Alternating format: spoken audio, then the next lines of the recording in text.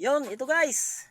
Binigyan tayo ng mga gulay. Yung ito mga rejik na ito nung sa pinsan ko galing, binigay tayo sa tinatapon niya na rin lang. Hindi na kailangan kasi ito sa market hindi na to i-reject na to ng buyer. So sayang lang din. So pumunta siya dito kahapon. Sabi niya kung gusto ko raw maggulay ng ganito. Binigyan niya ako, nandun ba yung iba sa kubo. Tapos sabi niya kung gusto mo pa sama ka doon sa sa gulayan niya.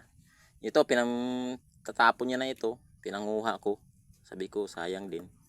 Gulay pa ito. Hindi naman ito sira guys kasi okay lang. Ito nga lang kasi nagbiak-biak Ito hindi na to bibili ng ng buyer. Reject na ito. Pero sa puerto, ito napapakinabangan pa to kasi ginagawa nilang slice.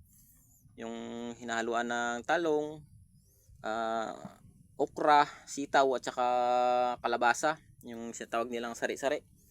Yun, mabibili pa ito. So dito pang retail lang na ganito, wala na ito guys, reject na yan. So binigay niya medyo marami. Sabi ko sige, dalhin ko doon sa puerto para pambigay ko rin sa mga kapatid ko, mga kakilala doon, kung sinong gusto. Ayun. Saka ayun, nagdala tayo ng isang buwig. Kasi pang laga-laga natin doon sa puerto.